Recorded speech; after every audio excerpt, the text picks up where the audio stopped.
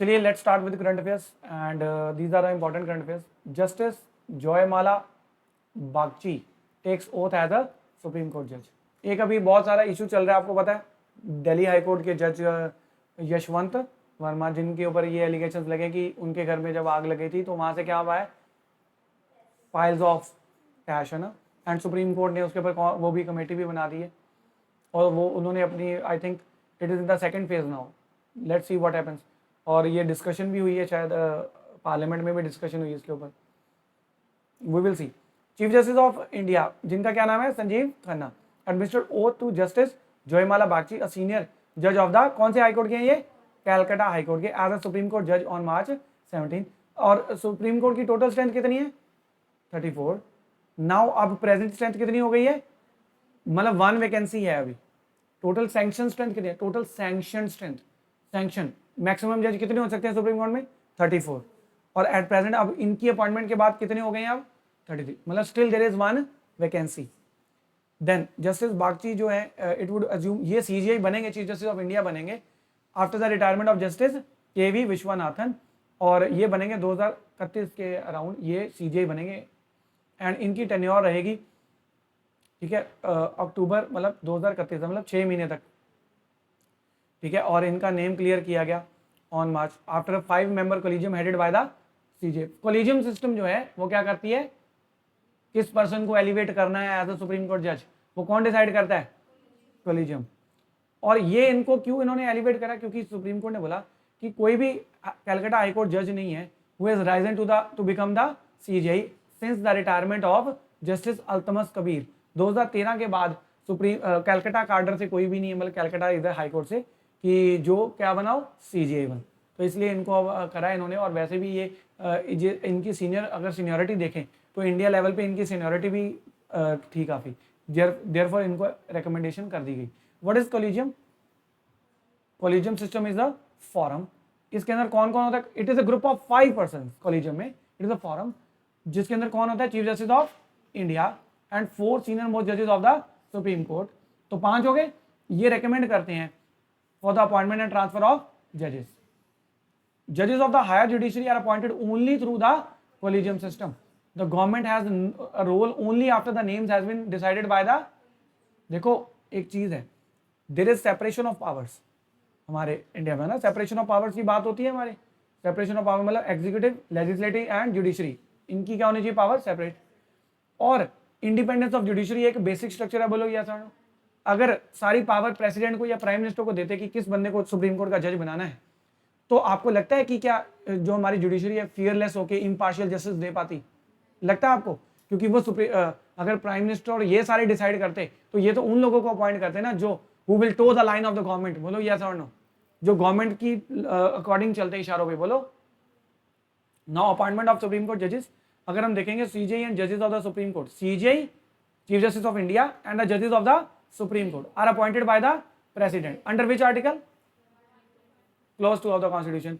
Initiation process कैसे होता है, whenever a vacancy is expected to rise in the office of the judge of the Supreme Court, the CJI will initiate a proposal and forward its recommendation to the law minister to fill up the vacancy. Collegium opinion, अब जब collegium है, opinion of the CJI for the appointment of the judge of the Supreme Court should be formed in consultation with the 4 senior most judges of the. तो भाई collegium की recommendation पे ही पता, वो देखो होता क्या है, collegium जो है ना, जिन पर्सन को कोलिजियम को लगता है, सीजीआई को और 4 सीनियर मोस्ट जजेस ऑफ द सुप्रीम कोर्ट, उनको लगता है कि इस person he is fit to be elevated to the जज of the supreme court, they will give a list of the जजेस. 5 दे दिए, 6 नेम दे दिए. They will give the list to the law minister. Law minister will hand over the list to the prime minister and prime minister finally will recommend the president कि इसको आप appoint कर दो. अब 5 में से उनकी मर्जी है, जिसको मर्जी चुन लें. समझ में आई? पर अगर मान लो वैकेंसी पड़ी है सुप्रीम कोर्ट में बहुत ज्यादा और वो दे रहे हैं, तो फिर हो सकता है कि 6 वैकेंसी हैं, 10 वैकेंसीज हैं, उनमें से उनके पास 15-20 नाम रेकमेंड होके गए हैं, उनमें से किसी को भी वो चैरी पिकिंग करते हैं. क्या करते हैं वो, चैरी पिकिंग. इसके ऊपर भी कोलिजियम ने बहुत डांट लगाई. कोलिजियम ने बोला देखो हमने पहले आपको नेम लिस्ट भेजी 5 लोगों की, उसके बाद फिर हमने आपको लिस्ट भेजी.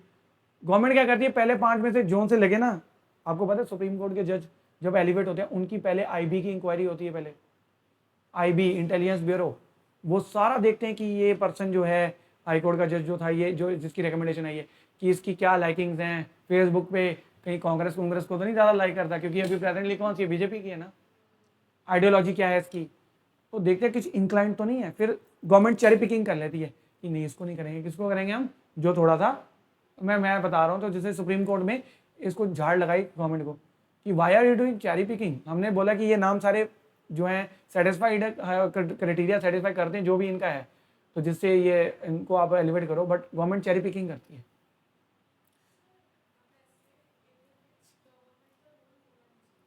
गवर्नमेंट का क्या रोल है, जो नेम इन्होंने लिखकर भेजा है चेरी पिकिंग कर लें, अल्टीमेटली तो डिसाइड तो इन्होंने करा ना कि इनको अपॉइंट करना है। बैक एंड पे मतलब क्या, या तो आप ये बोलो कि कॉलेजियम ही बायस्ड हो सकता है। इनका कहना है कि गवर्नमेंट के पास कोई राइट नहीं होना चाहिए। अगर गवर्नमेंट के पास कोई राइट नहीं होगा, फिर आप मुझे एक बात बताओ, कंप्लीट इंडिपेंडेंस मिल जाएगी ना सुप्रीम कोर्ट को, और फिर वहां पर नेपोटिज्म, भाई भतीजावाद बढ़ेगा, मेरा भतीजा इनू ला जज, मेरा ही भांजा इनू ला जज, आई गल समझ या नहीं? हाँ जी, चलो एनी हाउ आगे देखो। The opinion of the members of the collegium in respect of the each of the recommendation as well as the senior most जज in the supreme court from the high court would be made in writing. Writing में CJI must transmit his opinion as also the opinion of all concerned to the government. तो ये transfer किया जाएगा। Final approval जो है, the receipt of the final recommendation of the CJI, law minister will put the recommendation to the prime minister who will advise the prime minister in the matter of appointment. Collegium system and तो basically supreme court के जज के appointments या high court के जज के appointments. ये collegium system कहाँ से आया, ये कॉन्स्टिट्यूशन में नहीं दिया हुआ, इट इज थ्रू, बताओ, it is through, it has evolved through judgements of the supreme court. ये हमारे कॉन्स्टिट्यूशन में नहीं लिखा हुआ है कि कॉलेजियम बनेगा जी, सीजीआई बनेगा जी, ये जजमेंट्स आई थी हमारे पास। सुप्रीम कोर्ट के कॉलेजियम में कितने लोग होते हैं, 5, सीजीआई एंड 4 सीनियर मोस्ट जज of the supreme court. High court के कॉलेजियम में कौन होता है, इनकम्बेंट चीफ जस्टिस उस हाई कोर्ट का, जैसे high court of Punjab Haryana, वहां पर अगर वैकेंसी है तो वो बताएंगे कि किसको एलिवेट करना है, ठीक है, तो कौन होगा, chief justice of that high court and 2 senior most जजेस ऑफ दैट कोर्ट। देन आगे इसको आप बाकी की लाइंस आप खुद पढ़ लेना। Then articles and constitution provisions, ये हम पढ़ चुके हैं 124। सुप्रीम कोर्ट जजेस should be appointed by the president. ये वर्ड क्या लिखा है, आफ्टर कंसल्टेशन। इस कंसल्टेशन वर्ड के ऊपर सारी डिस्प्यूट है। कंसल्टेशन वर्ड को हम कॉन्फ्रेंस मान के चलें या फिर हम कंसल्टेशन मतलब पूछ लिया, बाइंडिंग नहीं है, हम अपनी मर्जी करेंगे, और कॉन्फ्रेंस का मतलब है आपसे पूछा और जो आपने बोला वो हमारे ऊपर बाइंडिंग है। तो इसी के ऊपर सारी प्रॉब्लम है कि प्रेसिडेंट तो अपॉइंट करेगा, बट आगे लिखा आफ्टर कंसल्टेशन विद सच जजेस ऑफ द हाई कोर्ट और the supreme court as the president may deem necessary, ये लिखा हुआ ना। तो यहाँ पर ये बात हुई कि सुप्रीम कोर्ट के जजेस जो है सीजीआई, उनसे कंसल्ट किया, अब उन्होंने बोला कि इस बंदे को आप बना दो। तो कंसल्ट का मतलब हम बोलें कि भाई उनका ओपिनियन है, बस बाइंडिंग नहीं है, या हम कॉन्फ्रेंस मान के चले। तो इसके ऊपर पूरा डिस्प्यूट है। इसके ऊपर हमारे पास 3 केस आए थे। पहले केस में तो सुप्रीम कोर्ट ने बोल दिया कि कंसल्ट का मतलब क्या है, बस कुछ नहीं, बस जो कंसल्ट है बाइंडिंग नहीं है, अपनी मर्जी कर सकता है प्रेसिडेंट। इसका मतलब सारी पावर एग्जीक्यूटिव के पास आ गई। एग्जीक्यूटिव बोले कि ठीक है तुमने अपना कंसल्ट ओपिनियन दे दिया, हम देखेंगे किसको अपॉइंट करेंगे, बोलो, फिर सारी पावर किसके पास आ गई, एग्जीक्यूटिव के पास। तो फिर आपको नहीं लगता फिर इंडिपेंडेंस ऑफ जुडिशरी कॉम्प्रोमाइज हो जाएगी, वो ऐसे लोगों को अपॉइंट करेंगे जो उनके फेवर की बात करेंगे। And you know that government is the biggest litigator. सबसे ज्यादा केसेस किसके खिलाफ फाइल होते हैं, you know that government is the biggest litigator. तो ये भी पॉइंट हो गया। दूसरा केस आया जिसको हम सेकंड जज केस बोलते हैं, उसमें सुप्रीम कोर्ट ने बिल्कुल ही उल्टा कर दिया। उन्होंने बोला कंसल्टेशन का मतलब क्या है, सारा कॉन्फ्रेंस है। कॉन्फ्रेंस मतलब जो हम बोलेंगे वो बाइंडिंग होना चाहिए। बट वहां पर उन्होंने बोला फिर किसकी बाइंडिंग होनी चाहिए, उन्होंने बोला एक सीजीआई और 2 सीनियर मोस्ट जजेस। फिर थर्ड जज केस आया, उन्होंने बोला कंसल्टेशन का मतलब कॉन्फ्रेंस ही है, बट अब कोलिजियम को बड़ा कर दिया थोड़ा, CGI along with 4 senior most जजेस। बस यही है, समझ में आई। तो सुप्रीम कोर्ट के जज के लिए हमारा कॉन्स्टिट्यूशन प्रोविजन कौन सा है, 124, और हाई कोर्ट के लिए कौन सा है, तो लिखा हुआ है हाई कोर्ट जजेस should be appointed by the president. President कहता है after consultation with the CGI. आगे ये पॉइंट याद रखना, ये क्या लिखा है, तो आप एक चीज याद रखना, आप बोलोगे सर कई जगह तो लिखा है सर गवर्नर को कंसल्ट करना पड़ता है, तो आपने तो बोला कोलिजियम को कंसल्ट करना है। देखो कोलिजियम के अंदर होगा कौन हाई कोर्ट के जजेस के लिए, हाई कोर्ट का चीफ जस्टिस और 2 सीनियर मोस्ट जजेस of the high court. But जब अपॉइंट करना है वो तो प्रेसिडेंट ने करना है ना। प्रेसिडेंट किसको कंसल्ट करेगा, वो जो कोलिजियम है उसको, अलॉन्ग विद दैट किसको बताओ, गवर्नर ऑफ द स्टेट, उसको भी कंसल्ट करना है। The chief justice of the high court concern to should be consulted, ये हमें पढ़ लिया। What are the genesis of the collegium system, बताओ।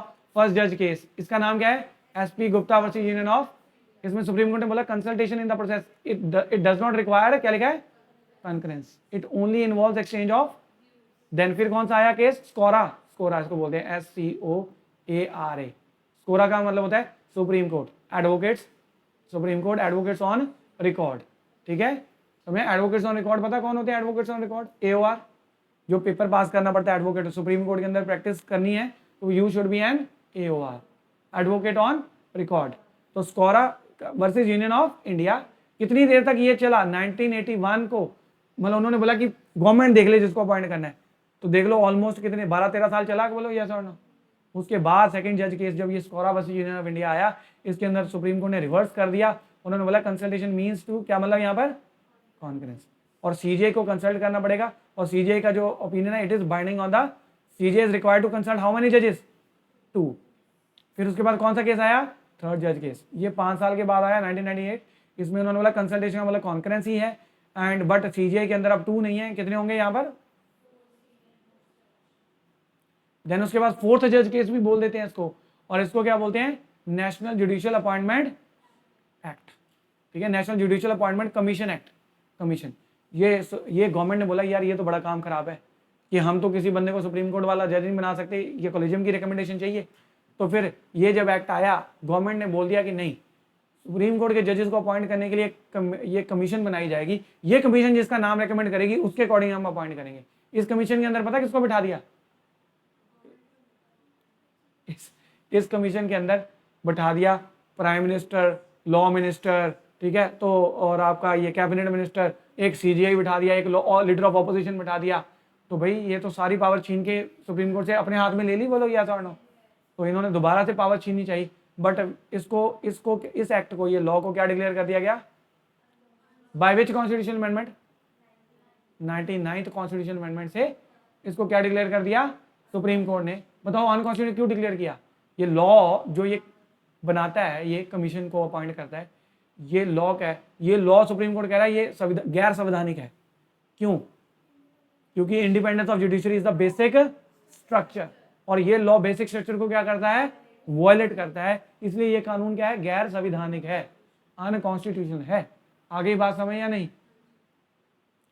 वाई कोलिजियम सिस्टम क्रिटिसाइज क्यों करते हैं इसको, देखो इसका फायदा बता दिया, इंडिपेंडेंस बनी रहेगी, बट इसके नुकसान भी तो हैं। क्रिटिसाइज क्या होगा बताओ, लैक ऑफ, इन्होंने किस क्राइटेरिया पे डिसाइड करा कि ये बंदा एलिवेट कर दो, वो तो उनकी पांचों की अपनी मर्जी है, बोलो ये क्राइटेरिया ये पब्लिश भी नहीं करते कि व्हाट इज द क्राइटेरिया, या तो थोड़ा ऑब्जेक्टिव क्राइटेरिया हो ना, ऑब्जेक्टिव समझते हो, it is the subjective thing, objective criteria हो कि sir what is the criteria, then कोई भी पब्लिक वाला देख लेंगे भी यार, ये कोई भी पब्लिक मेंबर या कोई भी मेंबर ऑफ द पब्लिक देख लेगा कि यार ऑब्जेक्टिवली ये सारा क्राइटेरिया मीट कर रहा था, इसलिए बंदे का नाम रेकमेंड किया गया। आई बात समझ या नहीं। देन उसके बाद क्या लिखा है, जुडिशियल वैकेंसी बहुत पड़ी हुई है, बहुत मतलब थोड़ा डिले हो जाता है इससे। देन ट्रांसफर ऑफ जजेस, तो government supreme court does not disclose the reason for transfer of जजेस, क्यों ट्रांसफर करा है, तो जिससे भी तो जुडिशियल इंडिपेंडेंस को थ्रेट है, मान लो किसी ने कोई बात नहीं मानी, उसको क्या करा, ट्रांसफर करके सुप्रीम कोर्ट, अगर CJI साहब की बात नहीं मानी तो। देन चार्जेस ऑफ क्या लिखा है यहाँ पर, भाई भतीजावाद, और चलो ये भी है। नेक्स्ट इज इंडिया, ये नेक्स्ट न्यूज है, India host the 3-day quad workshop on pandemic preparedness, pandemic preparedness के ऊपर क्वाड ने 3-day जो है वर्कशॉप जो है होस्ट करी है, इंडिया ने होस्ट करी है। What is quad, quadrilateral grouping, quadrilateral मतलब the group of 4 countries, 4 countries, India, Australia, US and Japan, 4 है, ठीक है। ये अगर आप चेक करोगे, अगर आप मैप चेक करोगे क्वाड का, तो you will find Indo Pacific के अंदर, इंडो पैसिफिक पता आपको क्या है Indo Pacific, I will show you Indo Pacific. इसमें मैं उसकी पिक डालना भूल गया,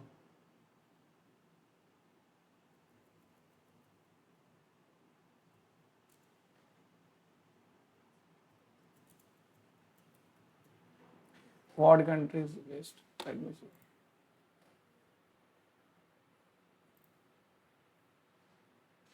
ये है क्वाड,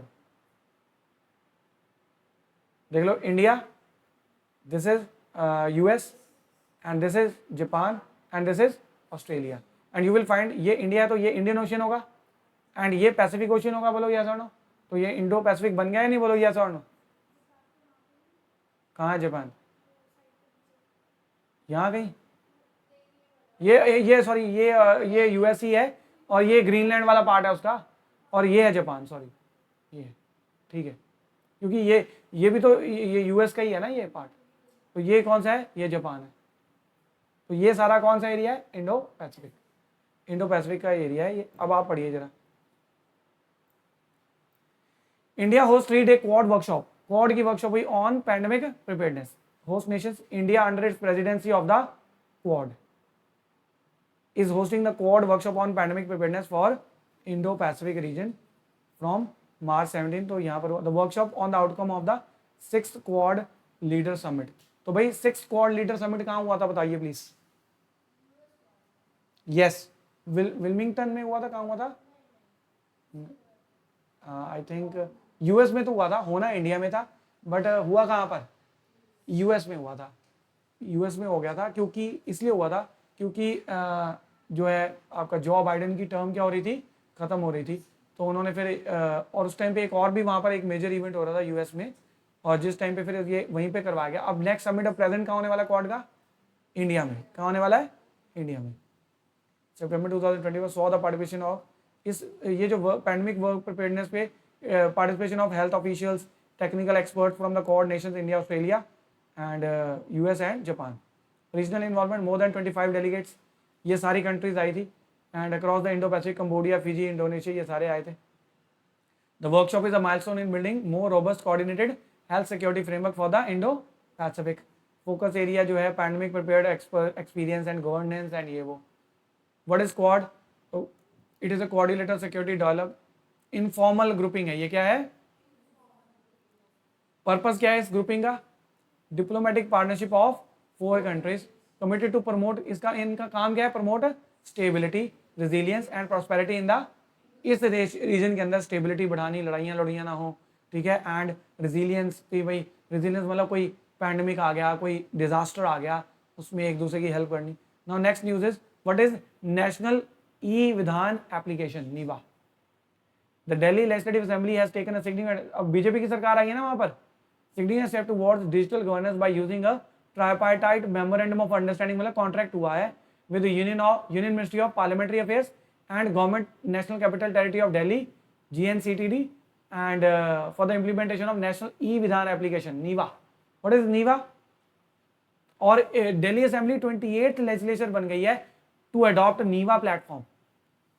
क्यों, क्योंकि जो दिल्ली की जो लेजिस्लेटिव असेंबली है ना, उसको पेपरलेस बनाना है। तो नीवा से क्या होगा, Delhi assembly will significantly reduce the paper consumption, streamline workflow, empower MLAs with digital tools for better legislative performance. But तो ये 28 लेजिस्लेटिव असेंबली जिसने नीवा प्लेटफॉर्म को अडॉप्ट किया है। What is NeVA, national e Vidhan application is an e governance project under digital India mission which seeks to achieve the vision of digital house by converting state legislatures into paperless e-assemblies. NEVA is a workflow system deployed on NIC Cloud Meghraj 2.0 which helps to conduct proceedings of the house smoothly in paperless manner, and members को assistance भी provide होती है। It also aims to assist the members of the legislature to use the latest information and communications. Nodal ministry कौन सी है, Ministry of Parliamentary Affairs has been designated as nodal ministry for implementation of NEVA mission। तो ये तो आप पढ़ ही चुके हो। Now next news is Hindi writer Vinod Kumar Shukla named as 59th Jnanpith award. Jnanpith award is the highest literary award in India, ठीक है। साहित्य अकादमी भी है, साहित्य अकादमी, और उससे भी कौन सा है highest literary honour in India, Jnanpith award. तो यहाँ पर आप देख सकते हो ये 59th अवार्ड एडिशन चल रहा है। एमिनेंट राइटर जो है Vinod Kumar Shukla was named the recipient of 59th Jnanpith award, India's highest literary honour. Sahitya Akademi भी है, वो भी लिटरेरी ऑनर है, बट ये हाईएस्ट लिटरेरी ऑनर है। He is the first from Chhattisgarh, he will be the first writer from Chhattisgarh to receive the award. Then 12th Hindi recipient, Hindi language में मिला है, तो he is the 12th recipient. 88-year-old story writer, poet, essayist, considered one of the greatest contemporary writer in the language, is the 12th Hindi writer to receive the award. The award carries a cash prize of 11 lakh, a bronze statue of Saraswati, the Hindu goddess for learning and citation. ठीक है, outstanding performance in Hindi literature, His name was finalized for the award during the meeting of Jnanpith Selection Committee, chaired by, ये committee को chair किसने करा था? Chaired by eminent storyteller and Jnanpith awardee कौन थे इसके? प्रतिभा रे, ठीक है, Jnanpith Selection Committee के हेड, ठीक है. And Vinod Kumar Shukla was born in Chhattisgarh, Rajnandgaon. He began his creative journey with poetry Lagbhag Jai Hind, known for its distinctive linguistic texture and emotional depth. इसको इनको पहले कौन सा अवार्ड मिला था? साहित्य अकादमी अवार्ड इन 1999 फॉर इस बुक. इनका बुक कौन सा था? दीवार में एक क्या है? खिड़की रहती थी, है ना? खिड़की यही है, खिड़की रहती थी, दीवार में खिड़की रहती थी. His other notable works include Naukar Ki कमीज, और आगे भी है कुछ. सब कुछ होना बचा रहेगा. ज्ञानपीठ अवार्ड जो है, it is one of the primary literary organisations of India which is nurturing literature and culture through the literary endeavors, which includes awards, publications and all that. Organization was established in 1944, even before the independence. Jnanpith Award is regarded as the most prestigious literary award in India, given every year to an author for outstanding contribution towards Indian literature. कौन सी language में बताओ जरा? Schedule 8 के अंदर जो 22 languages हैं, and extra कौन सी है? इंग्लिश, ठीक है. Establishment it was instituted in 1961. Organisation ये हुई थी, और अवार्ड्स कब देने स्टार्ट हुए थे? 1960. फर्स्ट रेसिपिएंट कौन था बताइए? मलयालम पोएट, जिनका नाम था, ये तो आप नोट डाउन करो ना, ये आप नोट डाउन करो, आपके पेपर के लिए इंपॉर्टेंट है ये. मलयालम पोएट जी शंकरा कुरूप, 1965 में मिला था. इंस्टीट्यूट 1961, इनको मिला 1965 for his collection of poems. क्या नाम है? ओदा कजूहल. हाँ जी, लिख लो. Process of selection, I will not read this. I will give you the PDF. You can read yourself. Process of eligibility. Only those creative writers who are alive and are, मतलब जिंदा होने चाहिए. ये posthumously नहीं मिलता.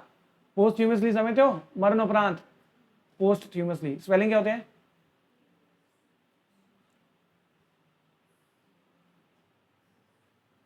Posthumously. मरणोपरांत. जैसे फौजियों को मिलता है ना मरणोपरांत, posthumously. कुछ अवार्ड्स होते हैं जो मरणोपरांत मिलते हैं. तो ये alive. Then award is to be given to an author for outstanding contribution towards literature.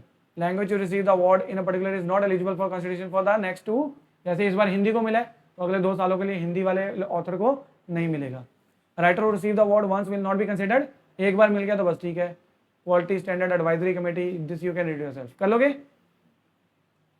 India to conduct mega naval exercise with African nations in April. तो कौन सी है बताओ जरा?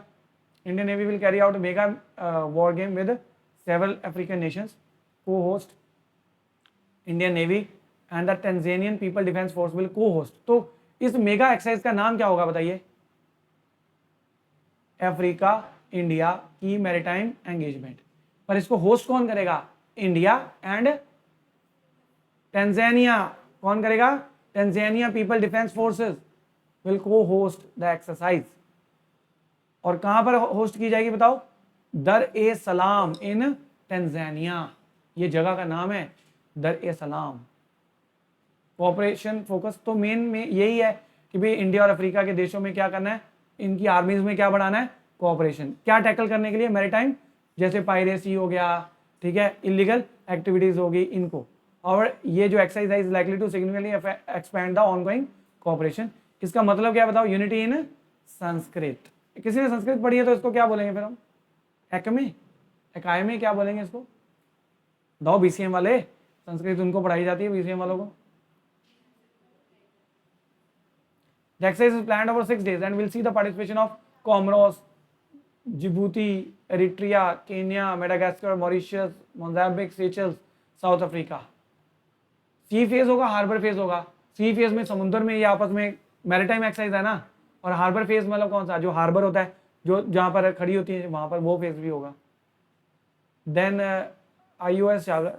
Indian navy also announce the launch of, हाँ ये IOS Sagar देख लो क्या है. Launch of another maiden initiative called, क्या है ये? Indian ocean ship Sagar. तो क्या लॉन्च करी है हमारी नेवी ने बताओ जरा? इंडियन इंडियन ओशियन शिप जिसका नाम है सागर, with aim to boost cooperation with the friendly country Indian Ocean region.